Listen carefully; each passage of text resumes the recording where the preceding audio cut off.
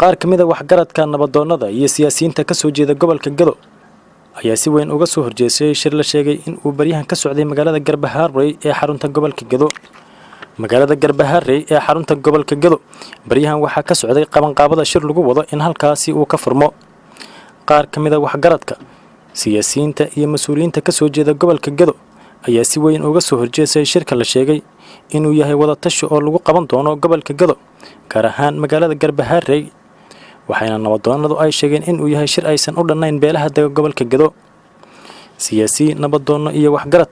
ayaa sheegay haddii shirkaasi uu yahay mid loo dhan yahay in guud ahaanba ay ka soo qayb gal lahaayeen dadka dega gobolka Gado. xildhibaanada laga soo doorto gobolka Gado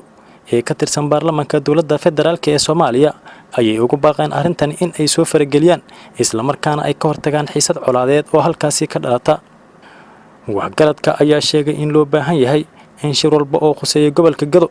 in ay ka qayb galaan dadka dega isla markaana bahda dhaqanka iyo salaadiinta iyo cuqaash looga dambeeyo masiirka gobolka Gado dadka dega. shirka mar hadaan loo dhameyn magaca in uga saxaashi qaato inuu dhigto laakiin xaqiiqda dhabta oo jirto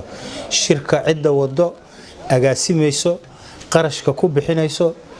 waxa weeyaan waa xafiiska madaxtooyada madaxweynaha xafiiskiisa laga wadaa shirka oo laga abaabulaya oo qarashka laga bixinaya oo dadka diyaaradaha looga kireynaya ujeedada laga leeyahayna anaga ma garanayno kulley waxaan garanaynaa inaan wanaag loola jeedin wax wanaaga inaan loola jeedin ayaan fahmaynaa oo garanaynaa dadka degan gobolada Gado ee walaalaha ah inaan magac loo kala bixinin inaan ayaga hadda la isku dirin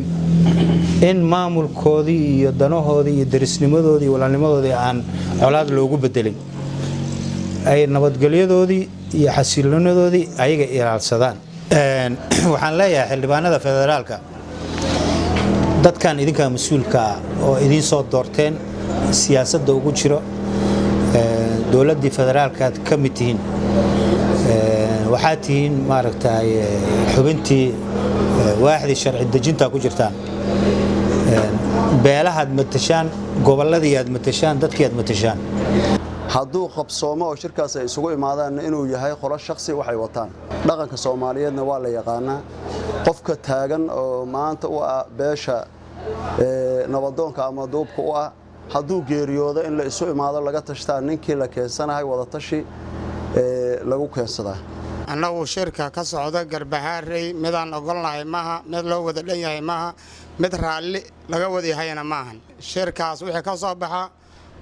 waanu qaadacaynaa waa ka soo horjeednaa bal waa haddii uu qabsamo in kasta oo xilliga loo qabtay uu qabsoomi waayay oo noo sheegan shirka micnaha lagu cilaamay in lagu qabtay in kasta aysan ku qabsoomin haddii in case ay dhacdo in uu qabsoomo wixii ka soo baxa waa wax aan raalli ka ahayn. Mas'uud Cabdullaahi Aadan TV Universal magaalada Kismaayo.